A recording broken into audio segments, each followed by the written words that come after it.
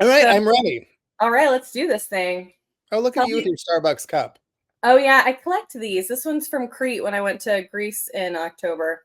I collect Hard Rock Cafe guitar pins, Do you really? How many do you have? all of them. Tell these fine humans who you are. Hi, I'm Michael Mackie. I'm an international man of mystery. So you might know me as michaelmackie.com because that's kind of what I go by. And that's one name, like Cher or Madonna. Sure. Michael Mackie, McMacken. like Charo. So yeah, Yeah, as one does. as one does. You have this very robust history of interviewing and hosting and traveling and all kinds of adventures. If you were to try and define your, I don't know, your professional existence, what what title would you give yourself that would be sort of all encompassing? I like the term accidental celebrity interviewer because I think that pretty much sums it up. I sort of fell into interviewing celebs, not certainly not on purpose, and then by proxy, that sort of became my claim to fame. It's very odd, and then in turn, I started hosting TV shows and segments, and now I'm the co-host of a travel show that I created. So it's weird to watch these sort of evolutions. So I don't want to pigeonhole myself because I don't Yeah, think never do that. I Never. don't think I can. Fair enough. How does one become an accidental celebrity interviewer? Huh. Well, I worked at a TV station in Des Moines, Iowa, KCCI, Iowa's news leader. And at the time in the early 90s, all the reporters were hard news. They didn't want to do anything fluffy. They didn't want to do any features. It was crime. It was, if it bled, it led. So that was sort of their motto. And I just remember one day the assignment editor seemed incensed about something. And I was like, what is your deal? And he was like, ugh, we've got this celebrity coming in over the lunch hour and I don't have any, who wants it? And it was like cockroaches when you turn the lights on, like That's reporters. such a different culture from now because now I want celebrity. Right. And at Yeah. the time, this was what, 92 reporters ran out of the newsroom. It was like mass exodus. Pew! So it was literally just me left in the newsroom. And I was like, well, I'll do it. Who's the celebrity in there? I don't know. And at that exact moment, in walks Joanne Worley from Laugh-In. She was on time, but we were completely not set up, not ready. Sure. It was crazy. So they parked her. It was, the whole thing was just comical. They let me do it because no one else wanted to do it, and she was already there. So the photographer set us up in the same setup as Between Two Ferns. We were literally Joanne Worley and I were positioned between two ferns, and I just remember the most it was the harshest, most in your face, not flattering lighting. And that was when I was in my 20s, so I really didn't care how I looked because I looked good. You might But have poor though. Joanne Worley, she was a woman of a certain age who had like Yeah. kabuki theater makeup on, and it was just really intense lighting, and I felt bad for her. So keep in mind, I know very little about Joanne Worley other than she was in Laugh-In and she's a comedic actress. And so I had zero time to prepare. So I just started asking the most rando questions. Well, welcome to KCI, Iowa's news leader, Joanne Worley. Tell me why you're here. And it turns out she was in town for some sort of dinner theater performance. I don't know, whatever. It doesn't matter. It was the worst interview because I had no idea what I was doing. I barely knew who Joanne Worley was. And you could Right. tell Yeah. the photographer, the videographer wanted to be anywhere but there. And so I tried to be gracious, and Joanne could not have been kinder or more accommodating to my sorry ass, to my newbiness, Yes, your and rookie status. total beyond rookie. Yeah. And then oddly, as if like manna from heaven, the next week, Sherman Hemsley from the Jeffersons came in And then the week after that, Dennis Weaver randomly came into the station. I don't know why all these B, C, D list celebrities were in town. So by accident, I just sort of became the entertainment reporter, and I carried that with me down here. I got to Channel 9 KMBC, and I started doing movie junkets and started interviewing bigger named stars. And what I realized is once you have one, that's all you need.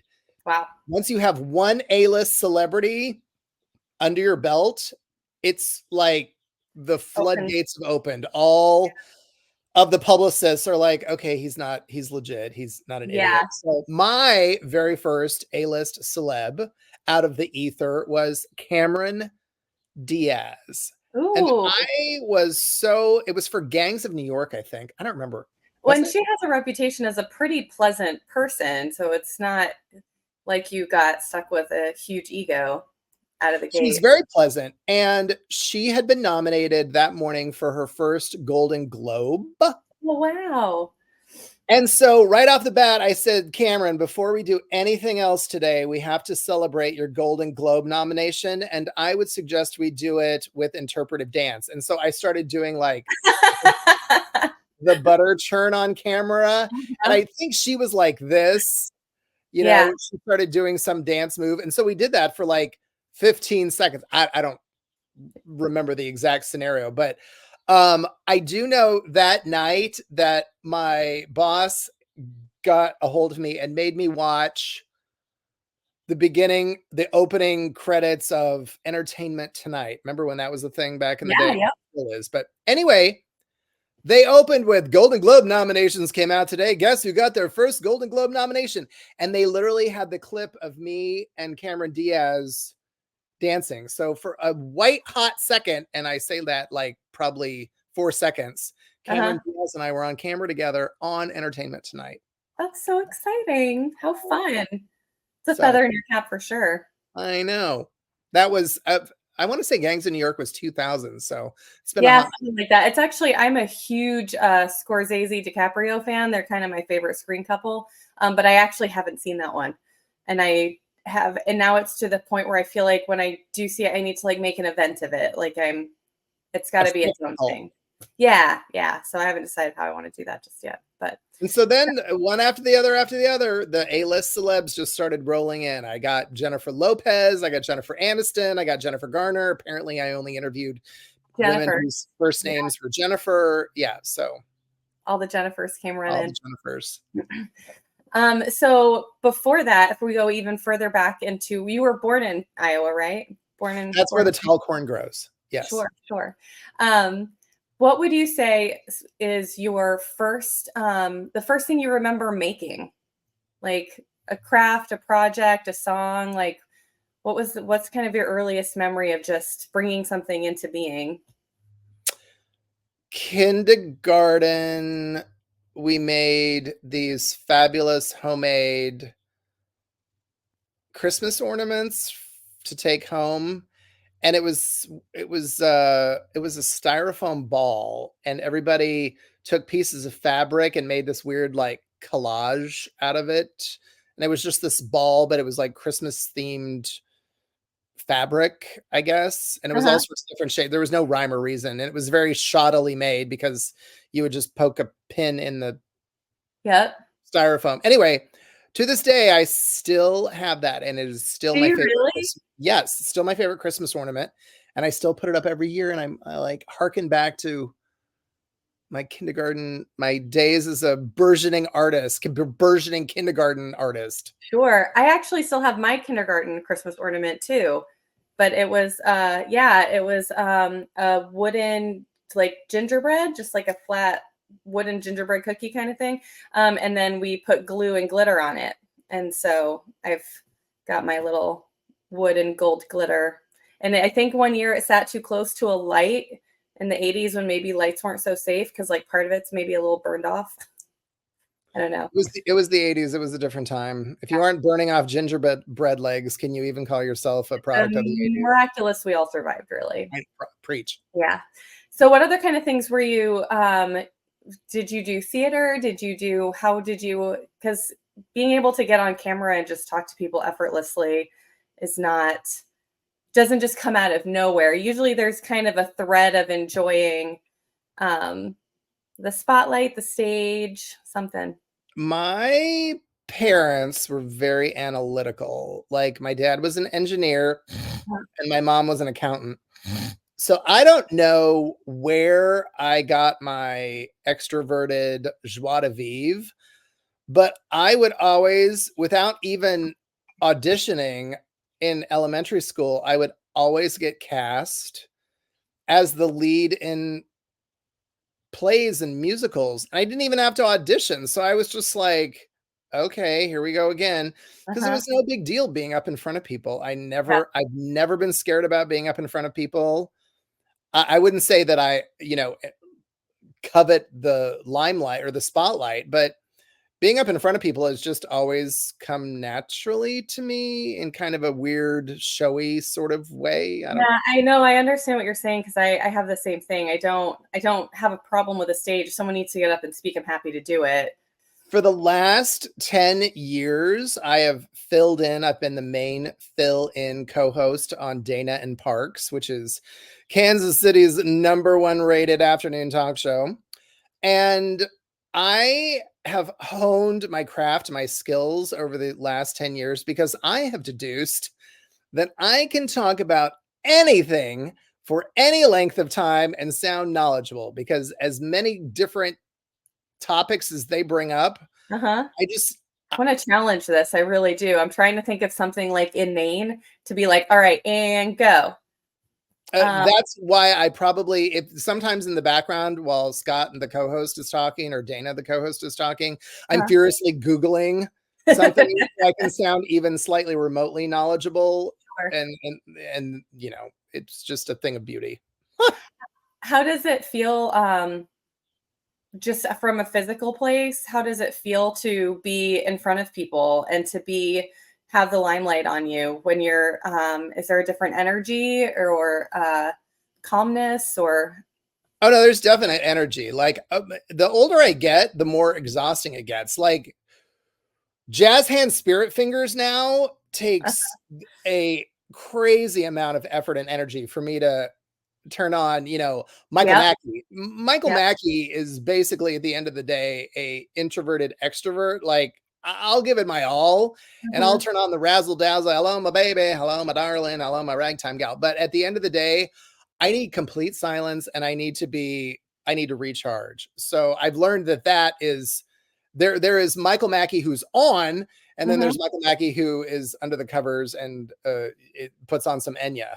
And Yeah. that's How did you figure out that was what you needed? Did you have some periods of burnout or it's maybe some called my other, 40s. yeah, that's fair. As soon as I hit 40, it was like the wheels fell off. So I I don't mind being on camera. I don't mind getting up and talking to people. But I've deduced that after being on that show, when I fill in on Dana and Parks, which is maybe once a month, Mhm. after 4 hours of nonstop talking, I Wow. have no words. Yeah, And I can imagine. after we're done with this, I will have no like the rest of the day. I will be worded Thank out. you for giving me all of your words. You're welcome, America. Outside of your professional endeavors, uh, if you hadn't ended up here, if you hadn't ended up hosting and doing the myriad of things that you do, what was a different profession that you were looking at?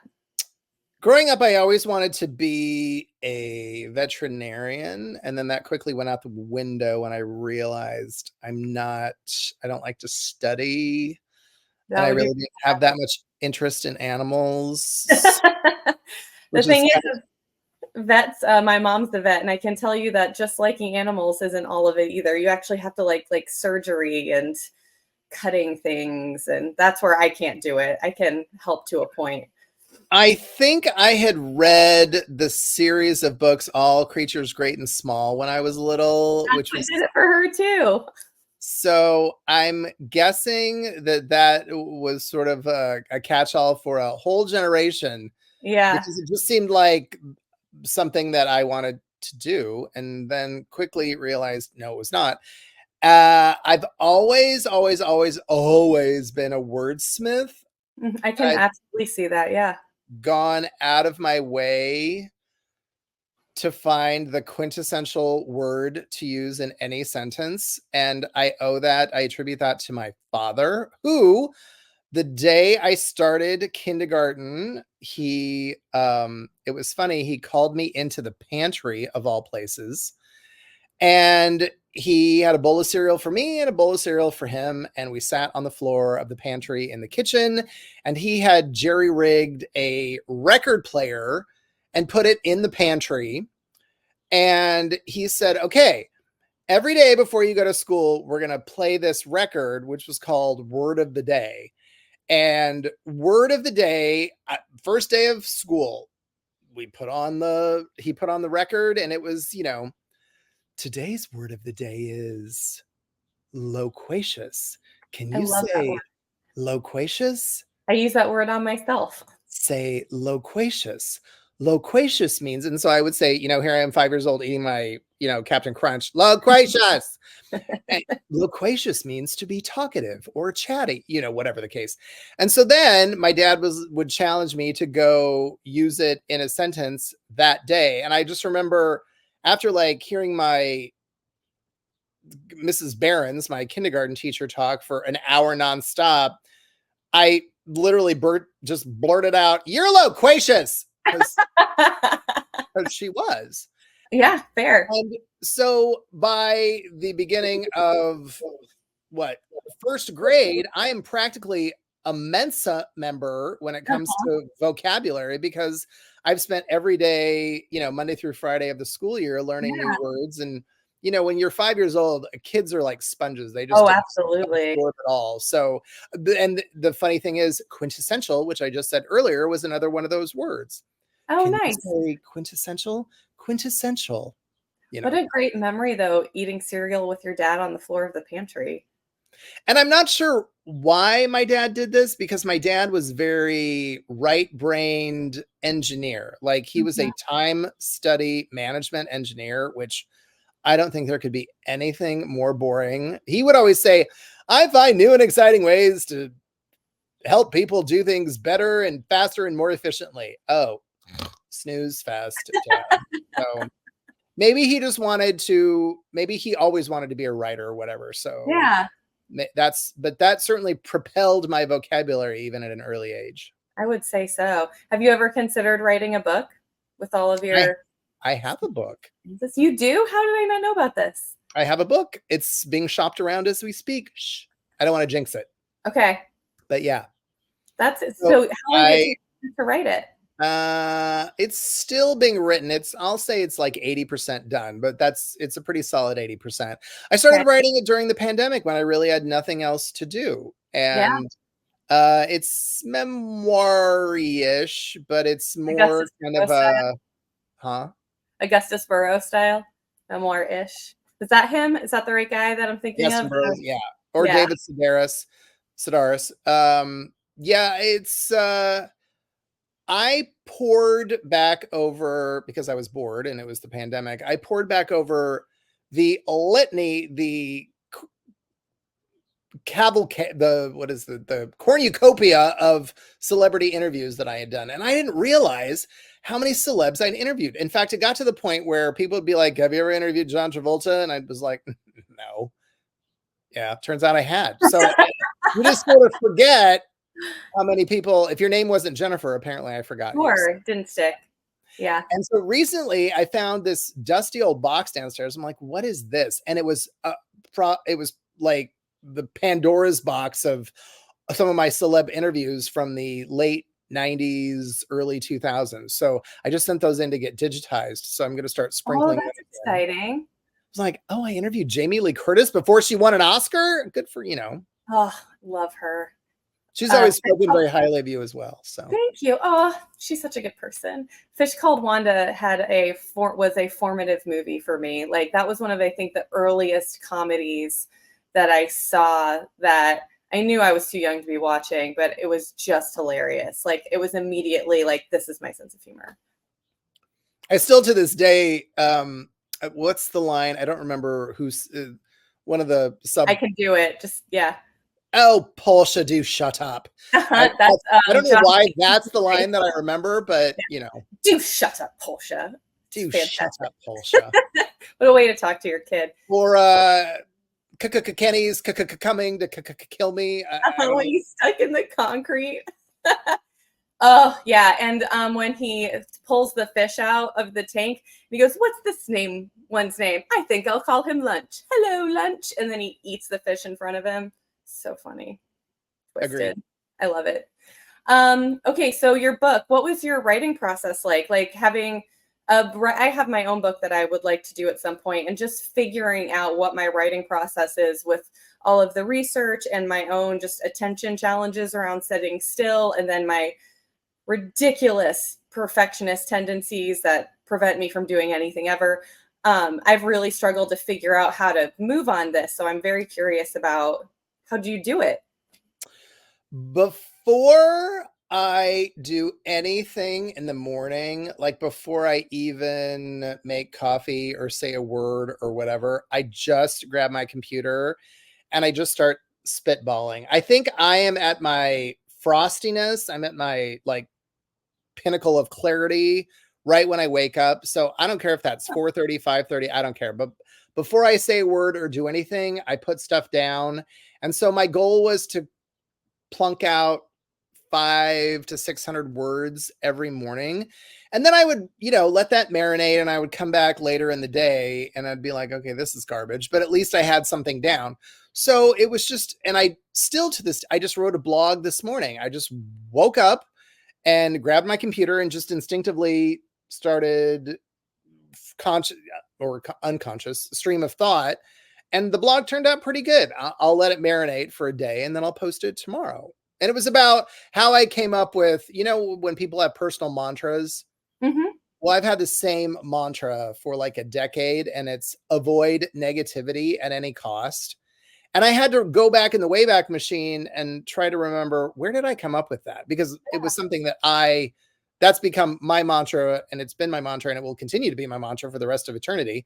But I wanted to sort of put out into the universe how that came about, and more importantly, what it could mean to you, the So I reader. have a question about that is how do you balance that with sort of the natural darker emotions and experiences that naturally happen in life and like still give yourself permission to process and engage with those without avoiding that piece? What does that kind of mean to you? I always give myself grace, but the older I get, the more I ask myself, is this person that I'm standing in front of, are they worthy of my energy, or do they deserve to be in my orbit? And as Mm-hmm. I'm standing there with them, there's always a very clear hell yes or hell no. There's Ah, no your intuition, huh? there's no gray area. Either I want to be around this person and be in their orbit, or I never want to see them again for the rest of my life. And I I scored an energy practitioner who I've worked with for about going on a dozen or so years, and she has taught me that that sort of intuition about people's energy is almost always right, and that I should never deviate from that little thing in the back of my head that says this person is you don't want to be around this person, so Yeah, run for the hills. And I've also learned to say this is kind of a dick thing to say, but I've by all said it: means, safe space, a safe space, safe honky. space. Yep, um cone of i safety. will I will often say, please stop talking.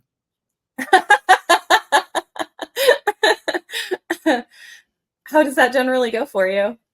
Pretty good, because they're just so like, You actually had the temerity to say that, yeah. please stop talking, and then I'll usually walk away. It, That's not. it's I mean, it it's sounds as a I'm in active recovery for my people pleasing tendencies.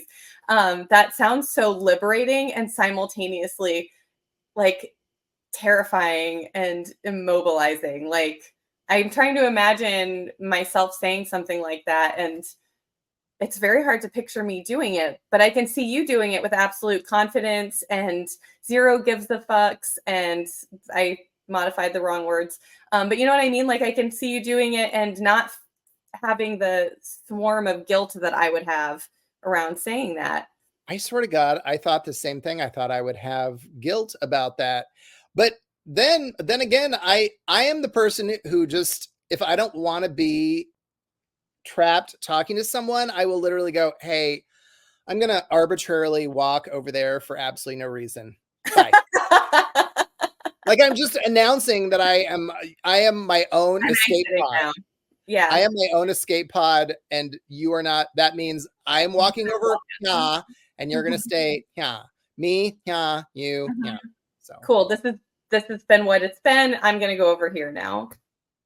a lot of people will walk up to me because they'll recognize my voice from being on the radio, and that's great and everything. Mhm. And I'll talk to them for a while, but some people just don't. I am not by any stretch of the imagination a celebrity. I just happen to be somebody who has a sort of occasional outlet, but people feel like they know you because you're on the Sure. radio or you're on TV or whatever, and Well, that's and you're in totally. their personal space, right? You're in their car and you're in their home, but it doesn't go the other way. But I will never, I will never, I will always be kind and gracious to anybody who walks up to me until I realize I don't want to be around this person anymore. Yeah. And that could be 30 seconds or that could be 3 days. So it just, I know how to finagle my way out of situations. And sometimes that's please stop talking. Sometimes that's politely excusing myself. Sometimes that's me saying, "Hey, just so you know, I'm going to arbitrarily walk over here for absolutely no Mhm. reason." So Yeah. But there is also a kindness to the transparency, I think, because you're not leaving anybody with any questions about the situation.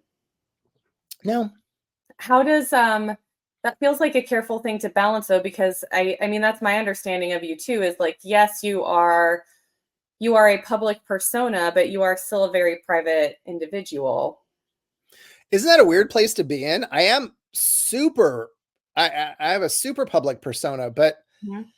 I post very little about my You private really life, do. You really and do. that is absolutely positively by design, Yeah. and I will never deviate from that. So you might think you know Michael Mackie, but that's also social media.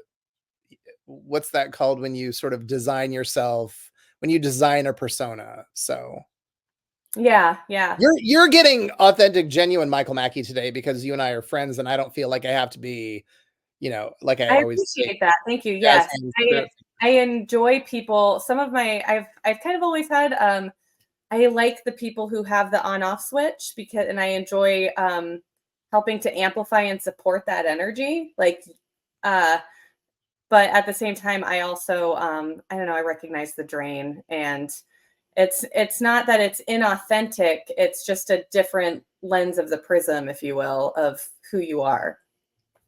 about 8. I'm going into my ninth year of sobriety. Good for I'm in recovery, and I realized that after I stopped drinking, all those pretenses went out the window. Like I had to learn how to be my genuine, authentic self that wasn't propelled by drinking too much wine or too many you. martinis, Sure. because that was always a, Yeah. a different variation on the theme. And you never kind of knew what you were going to get depending on how much alcohol was coursing through my system. So, if you don't mind me asking, was the drinking to sort of help you maintain the public persona when your energy had dwindled, or it's kind of a confidence amplifier, or how did you use that as a crutch? I had just gotten canned from being the co-host of Kansas City Live, Oh, that was and which sorry. was it just crushed me because I had finally found my dream job, and that was being on a like a talk show.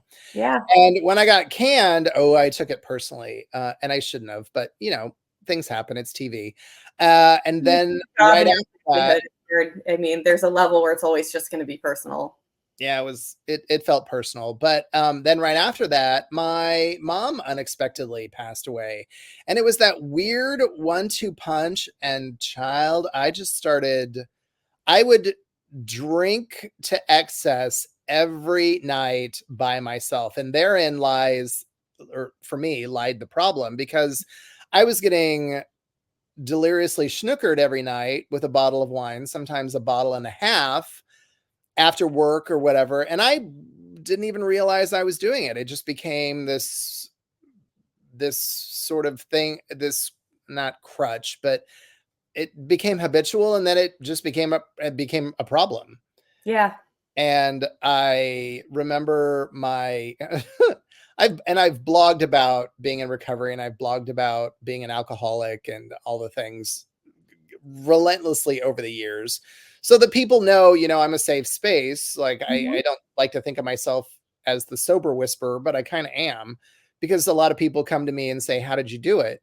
Well, when I distinctly remember I had like a physical or something with my primary care physician, and he said, hey, I know it's the end of the year, you need to come in for your physical. Why don't you come see me on Thursday, but I need you to go get some blood work done on Tuesday, and then you come see me on Thursday. Great. Super awesome. So went to get my blood work, and he calls me, Kate, on Wednesday and says, get in here. And I was like, but my appointment's not till tomorrow. Yeah. So I went in, and he is holding the paperwork, and he is like shaking his head. And I'm like, okay. And he goes, if you were a betting man, just spitball, ballpark, how much weight do you think you've put on in the last 12 months? And I was like, okay, first of all, I don't appreciate your tone. And second, I know I have put on a few pounds here and there, but you make it sound like I need to be shopping at Kansas Tent and Awning. I will say 25 pounds, 30 at the absolute most, no more than 35. Uh-huh. And he was like, you have gained 59.5 pounds. You have gained 60 pounds in a year, Mackie. That takes effort. That takes energy. That is 5 pounds a month. I don't know what you're doing, but it needs to stop. And it needs to stop immediately. And that, especially a doctor who was literally going to see you the next day, like this close to my face, and he is just spitting at me. And so I did what any boozy Susie would do. I went home and drank myself into a 3-day bender, which took me right through the new year. Oh, well, there you go. Because why not? And then on January 2nd, I woke up and got out of my sweaty, slovenly duvet cocoon, and just vowed I was never going to drink again. And ask any alcoholic, that strategy never works, except when it does. And I am living proof. I never have touched alcohol after that day, January 2nd. Conk. Good for you. I know. What were the kind of immediate effects for you? What was like? So I know some people who have chosen to get sober, and the lifestyle shifts, but for you it sounds like it was just a really bad year maybe that had gotten out of control. But I've spoken to other people who, they discovered they were morning people, and that seems to be actually, that's come from a few people. Like, they stopped drinking, they were like, mornings don't suck. Did you know that? Mornings would often suck, because after a bottle of Chardonnay, or towards the end of the year, it was a bottle and a half. And I never even realized, because you know what, again, drinking by myself, no one knows. Yeah. You're not driving. You're not a menace to society. Yeah. But just a lot more mental clarity, and then being in my feelings, actually feeling my feelings, as opposed to isn't it the worst? The worst.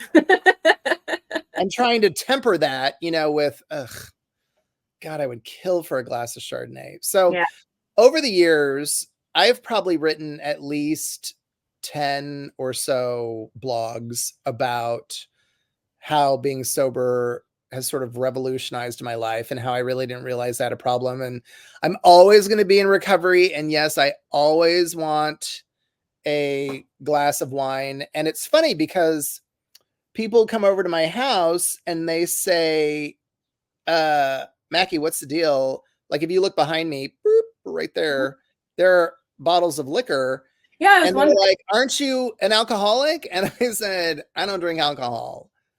I just don't. I never did. Yeah. I was a literal wino. What Uh-huh. you do not find in my house, there will be no wine. I will never put myself in a position like I will never go to like a wine bar or Sure. anything. But you know, it is what it is. So I just have to learn to know what works and what doesn't for my sober journey. Yeah. That's so interesting. That's really lovely that you've been able to just, I mean, cold turkey it, turn it into what you needed it to be. Have you seen anything as far as sort of your productivity or your confidence or your projects, things like that affected by the decision? Oh, absolutely. Well, first of all, the weight, the bloat fell off right away. Yeah, I bet. And That's a starting lot of on sugar. That is a lot of sugar. preach. And then on January 3rd, you know, I started going to AA, I started making, you know, inroads and started being conscientious and mindful about my sobriety. And so I decided to document how many club sodas I drank in a year. And over the course of a year, I drank from January 3rd to the end of the year, I drank 777 club sodas. Now, I'm not saying I would have drank 777 glasses of Chardonnay, but Sure. I mean, seriously, I have a LaCroix in my hand as we speak because bubbly water is the saving grace in my sober journey. I don't know why. I don't know why Yeah.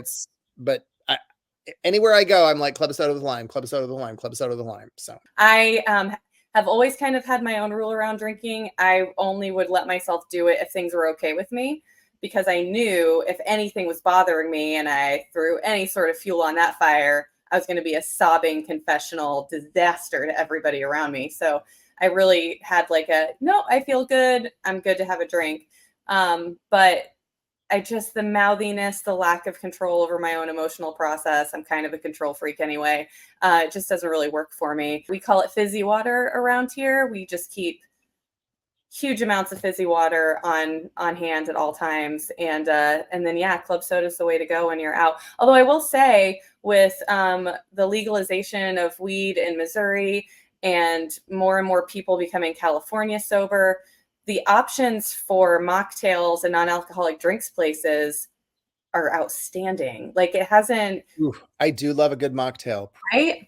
So much of the social piece of it, of challenge of it, of happy hours and work things and all of it has really, I feel like, been curbed by, even breweries are going to have a few NA things that aren't just fruit juice and seltzer.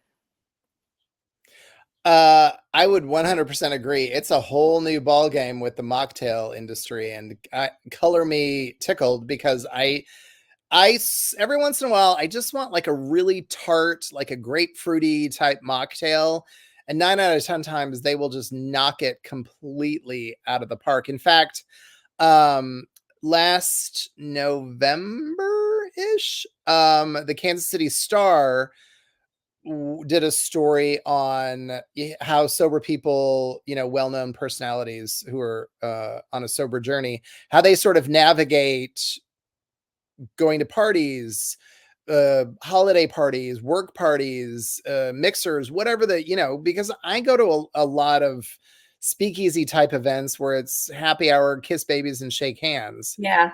And, you know, you're right, fizzy water for the win. Yeah. And then the ace thing is like, you can get it in any glass and throw some fruit in it and people just mind their business. It's also always interesting how, by saying, you know, your own choice around it, people infer a judgment around their choices.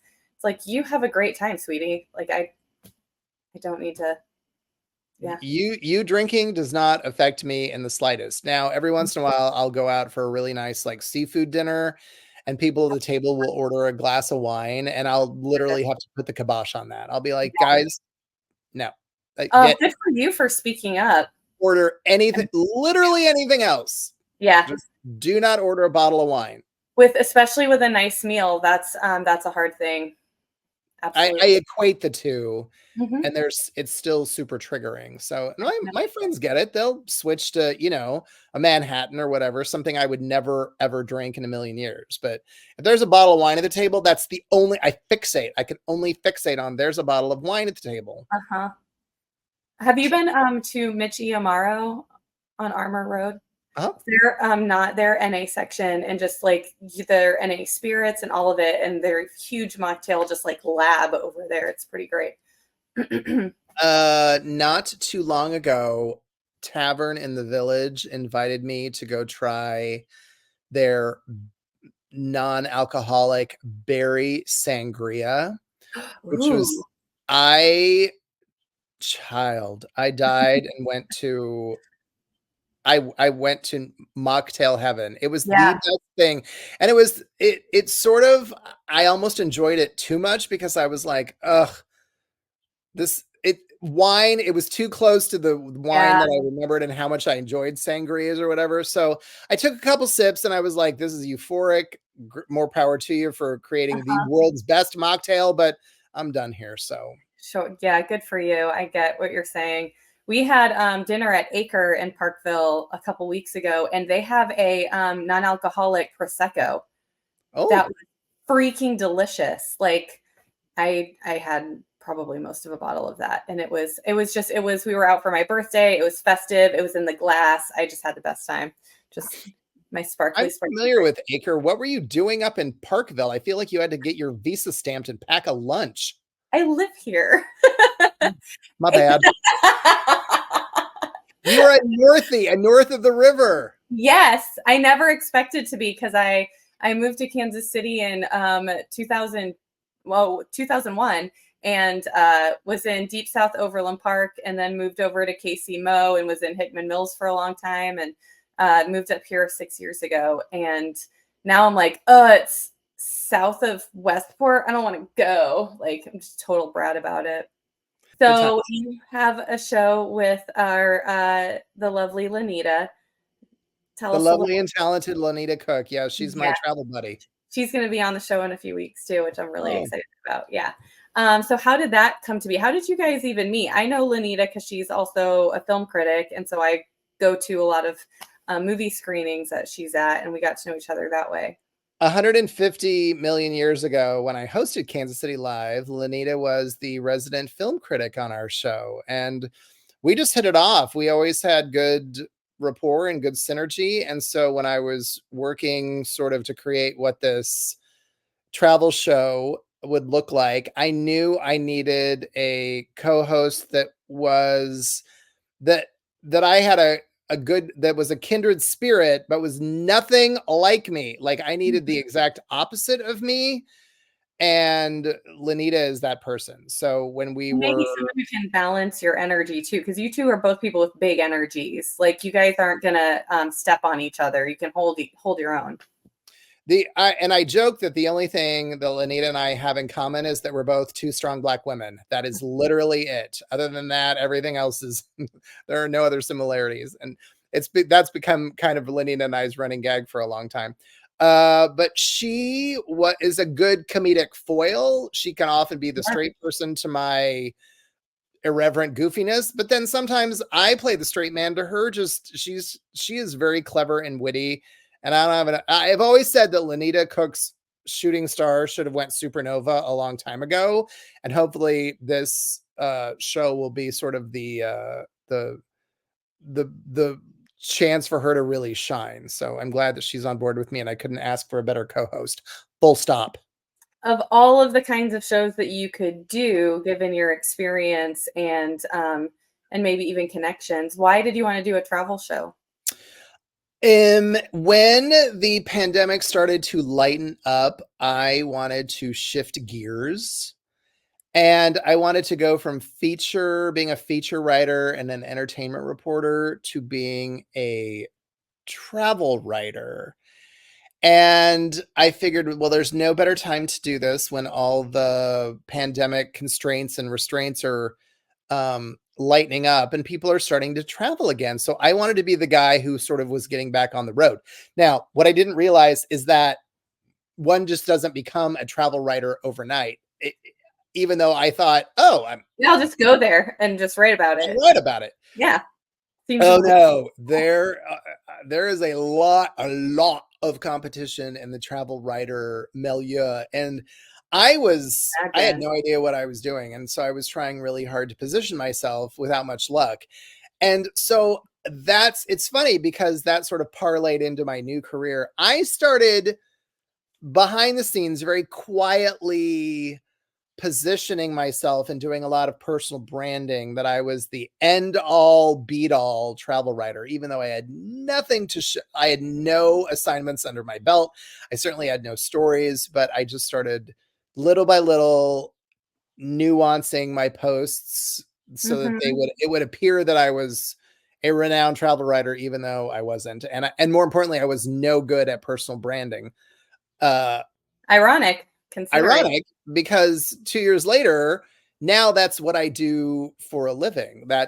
I literally do personal branding at this boutique marketing agency in town, and I help people, businesses, solopreneurs, entrepreneurs, I help them find very strategic, mindful ways to shamelessly, blatantly promote themselves without anyone knowing they're being shamelessly, blatantly promoted.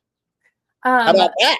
yeah, right? I know you've given me some really good counsel too, which I have more to say on. But first, I'm curious this innate confidence that you have that, I mean, just with travel writing, that, I can make this leap and I know that once I start doing this, I'm going to be great at it. So I'm going to talk about myself like I already am. And I think that's incredible. But where does that come from for you? I guess I'm a firm believer in manifesting your own destiny. Yeah. I remember I got a completely random assignment, like Door County, Wisconsin. Door County, bless your heart, you guys were my inaugural visit. Their convention and visitors bureau called me out of the blue sky and said, "Hey, we're having some travel writers and some journalists up. Would you like to join us for a weekend?" And I said, "Oh my gosh, yes, I'd love to." Like my enthusiasm was completely, and I'd never been to Door County, Wisconsin. I didn't even know what Door County, Wisconsin was. Here's Wisconsin, and here's the little thing that goes boop, like Uh-huh. that little peninsula. That's Door County. Oh, okay. It's this like little 70-mile peninsula that sort of jets off into Lake Michigan. And this is crazy. I went, and what I didn't know, this behooved me well. What I didn't know is that the journalists, we could pick between like 6 different things, and most of the journalists picked like 2 or 3 or maybe 4 things to do every day. Well, I didn't know any better, so I signed up for all 6 things all 3 days. Good for you. And Overachieve. I, I didn't know any better. I just thought, well, I mean, if somebody else is paying the bill, I'm going to immerse myself in all things Door County. Yeah. Boy, howdy, we'd get back to the hotel at like 10 o'clock, and they'd inform me that I had to be downstairs back in the lobby at 4 a.m. for the sunrise fishing expedition that I had signed up for. I think I slept a total of like maybe 8 hours that entire weekend. It was Oh, bonkers. wow. I was delirious. Yeah. But man, I wrote about Door County like it was National Geographic. And because I had so much material and I wrote about so much stuff, I started getting other little rinky dink assignments. Like I got randomly the Shreveport Chamber of Commerce. I went to Louisiana for the weekend. Bentonville, visit Mhm. Bentonville just reached out to me. So I'm going to go. I've never been to Bentonville, Arkansas, north. Sounds like a great reason to go. I'm going to go early fall. So bring it on, Bentonville. That'll be fun. Where would you like to see the travel writing go since we're manifesting? Well, for sure, that whole me branding myself as a travel writer is, Mhm. I will guarantee you, that's what got me the PBS show Oh, because yeah. I, when PBS started snooping around me, I already made it look like I was jockeying for position. So, and I was, I mean, I'd gotten had quite a few assignments under my belt. Um, I want Get Lost to take off. And I'm sure my co-host Lanita would tell you the same thing. Like right now, we're just doing Kansas and Missouri. But for the second season, I would love us to see, do surrounding states. I would love us to do the Oklahomas, the Iowas, the, Colorados. And then, of course, for the third season, I want it to be like Tropical. Like I want it to be like Oh, yeah, yeah. Get Lost Fiji, Get Lost Guam. Why not? Let's do it. Yeah, that'd be really, really fun. So make it a little bit bigger, national to international even. What are things about the show that you want to make sure stay the same? Like, is there a heart to it, or like what are you like? However this evolves, this needs to still be here. I always say the crux of the show is that Lanita and I are finding ourselves by getting lost, because we're two people of a certain age, and we're hitting our middle-age stride, and there are a lot of places that I haven't seen, even in Kansas and Missouri. So once you expand that to outlying states, I really just want to see what's out there, and I want to story tell, and I want people to go on a journey of exploration with us. And I know that sounds kind of trite and contrived, but ideally that's what I want. And you're looking at it through two completely different sets of lenses. Lanita, I've traveled everywhere. I literally have. My parents started me on the journey of the travel bug, like when I was like 3, and I have never stopped since. I have kind of the same thing. So I have a newfound appreciation for travel, whereas Lanita goes into pretty much every situation with wild-eyed abandon, because she hasn't really traveled that much, but she is a seasoned storyteller. So more power to her. Between the two of us, we have good stories to tell.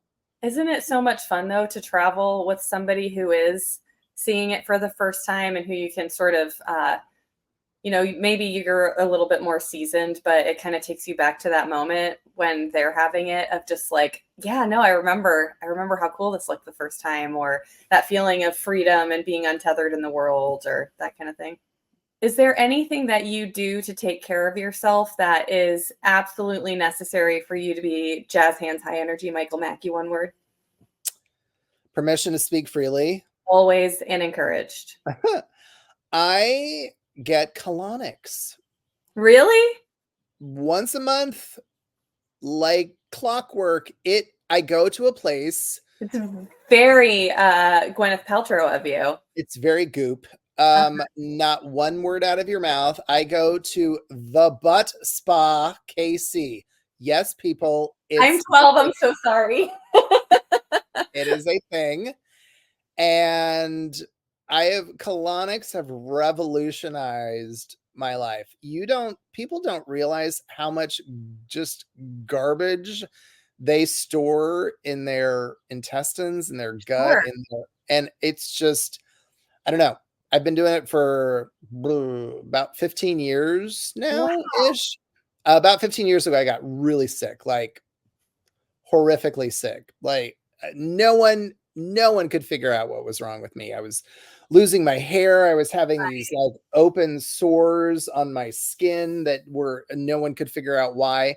My doctor, bless, I love him, but he was like, I am perplexed. I'm not going to suggest this, but I am. I want you to go to an acupuncturist and see if they can deduce something that I cannot. So I went to go see an acupuncturist, and he literally put one needle in me, bing, and went, "Oh my gosh, you have candida." And I go, what? I have a Tony Orlando and Dawn song inside of me. It's a kind of yeast, right? It is. It is a really severe yeast infection that is in your bloodstream. And mine had become rampant, which would explain why in the middle of the night, for no reason, I would wake up and I was so sick. And the only thing that would like remedy how poorly I was feeling, I would go and eat, like, I'm not kidding, an entire sleeve of Ritz crackers. Interesting. And that would make me feel better, because I was basically feeding the candida yeast to make myself feel better, when in actuality is the yeast alive. The yeast was that whole sleeve of Ritz cracker was making me even sicker. So I started getting, he said, I can put you on a bunch of medication, or you can just literally take yeast. You can feast without yeast, remove yeast from your system, and you have to get colonics like once a week. So I started doing that. And sure enough, like within a month, I was That's back to normal. incredible. And so And I've just then kept that up so that that candida would not rear would its ugly not head again. return. What are some of the other benefits that you've found about it Clear that's skin. preventative? My skin cleared up. My hair started growing. Uh, my libido from just doing colonics was shockingly better. I'm trying to think what else. Appetite was Yeah. much better. I didn't have weird cravings anymore. And it was weird. The very first time I did it, this is probably more than you need to know. This is probably more than your viewers need to know. But the very first time I did it, they weighed me before and after my colonic, and I lost 7 pounds. Whoa. That is That significant. meant there was 7 pounds of just Yeah. sludge Yeah. Oof. in me. Yeah, it's gross. Man, I have to say that when I asked the question, that is not at all where I thought the answer would go. Butt But spa KC. yeah, good to know. I figured you'd have such an interesting answer. You know we're close if I'm talking on a podcast about colonics. I've got one more official question for you, Yes. and I have a comment, and then I have my James Lipton five closers. So Fine. Done. mhm. Sold. Thank you. Okay, agree to move on forward. How would you define creative success for yourself on a personal level? How do you know when what you've done, what you've made is it for you? I started my blog. I started michaelmackie.com about what, in 2008, before anybody really had blogs. And it was really just, I just wanted to write to get stuff, to put stuff out there. I didn't care if anybody read it. I just was writing because I found it super cathartic to write stuff. And then it was funny because little by little it started to take off super incrementally. So getting back to your question, I write because it makes me feel good. I don't really write for anybody else. Like, if you enjoy what I write, more power to you. But my parents could never figure out how I made a living stringing words together. They could never figure out how I made a living stringing words together. And you know what? Frankly, that makes three of us. So I just wrote for me, and that continues to be what I did today. Like this morning when I woke up at 5:30, I wrote a blog, and like I said, I'll let it marinate. It's on my personal mantra, like how I live my life. And does anyone really need to know what my personal mantra is? No. And I don't care if you read it or not, but if you read it and you glean something out of it and you get something of it, that warms the cockles of my heart.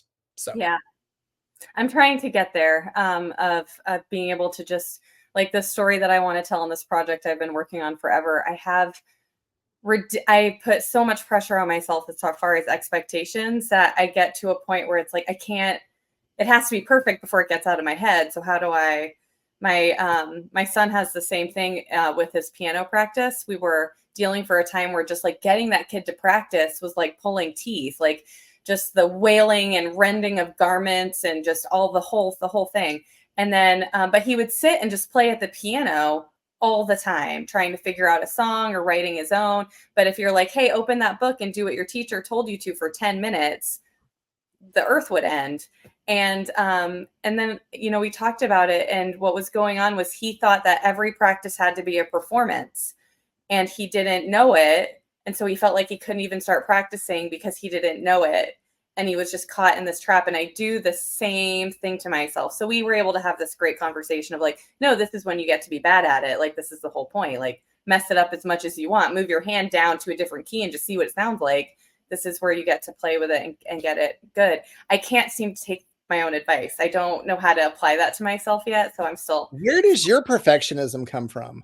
I was raised in a fair amount of chaos, and there were, I have a lot of memories around sort of swift hammers coming down for mistakes. So like I can feel my chest closing just talking about this. That's part of the practice of this podcast too, is getting sort of vulnerable about that and hearing other people's journeys and being able to give myself more permission to just be messy. Give yourself grace, girl. You got this. I hope so. I think it'll be fun. So you and I, the first time we met was at a coffee shop where you were very, very graciously and kindly giving me feedback on my LinkedIn because I am trying to become a gainfully employed human again. You said some things about, you have to toot your own horn. You need to, get out there and promote yourself, which is something I find really challenging. But when you said it, and other people have said it other ways, but when you said it, it really resonated. The just blanket permission without the, you have the education, you have the privilege, you have to do it, was the first time I think I've ever gotten that of just you exist and you're here and you get to. And so it really meant a lot to me. I told you to be your number one fan. Period. Yeah. Be your number one fan, not because of who you are or what you do, just because. Be Who your. else would do it? Who else knows you as well, and who else can cheerlead you? And but that also I think requires self-awareness and empathy for yourself that I think can be really hard for some people to find. I always joke. I always do the, ugh, enough about me. Let's talk about you. What do you think of me? I do that all the time. So, you Uh-huh. you have to be comfortable in your own celebrity skin, and you have to give yourself you have to be your biggest cheerleader always and forever, because if you don't do it, ain't nobody else going to do it. So Right. shout it from the rooftops, because you are awesome. In fact, you know what I do every morning? Every morning I will literally just randomly text 10 people who just pop into my head, and I will remind them that they are enough, that they are awesome, that they are spectacular, they are phenomenal human beings. And 9 of those people probably won't even text me back, but I just need to let them know for a hot minute that I was thinking about them and that Yeah, they are awesome.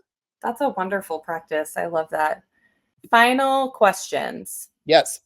What is a piece of art that nearly always moves you? It's the painting in Ferris Bueller's Day Off. I think it's called Sunday in the Park. Cameron is staring at the painting, and the painting is staring back at Cameron, and it gets closer and it gets closer and it's closer, and it until finally it's literally just like little pixelated squares. For some reason, that is my favorite painting of all time, and the fact that that is ingrained in my essence because of Ferris Bueller's Day Off, that is the one that forever sticks in my head. I just can't remember who painted that. What is it you like about it? What do you connect with?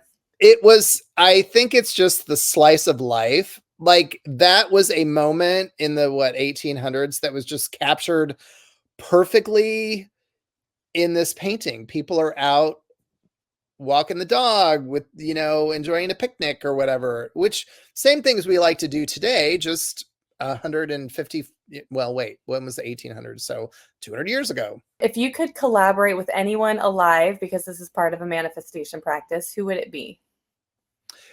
Out of all of the celebrities in the world that I've interviewed, including 10 Academy Award winners, name drop, at the absolute pinnacle of this, the only person that I've never interviewed that is on my wish list is Dolly Parton.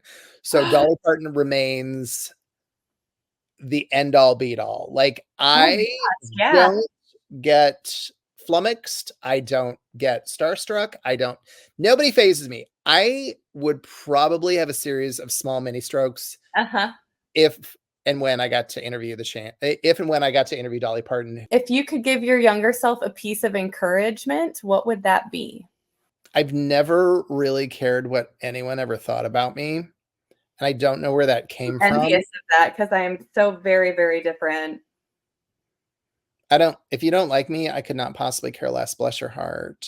I don't know where that came from, Huh? but I think it was instilled within me in a much, much, much earlier in life. So what I would tell my younger self is go with your gut, Mhm. keep that, keep that instinct where other people's opinions don't matter. You are going to make your own destiny and live your best life. Because I do. What is a different creative expression that you would love to try? I like to dance, but I don't dance. I've never danced. So Interesting. something I think I would like to take a dance class.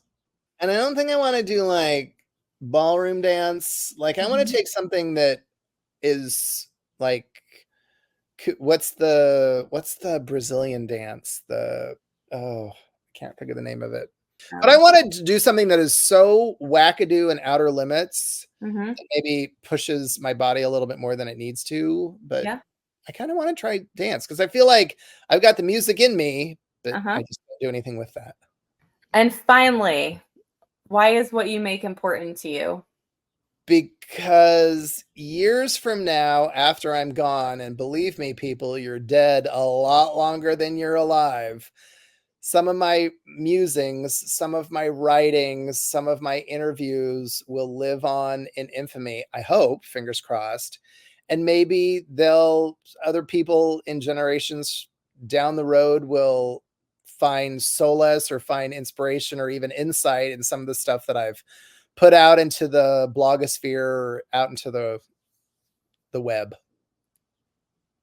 Making your mark. making my mark. So where can folks follow you? Where's the best place to get the Michael Mackey experience?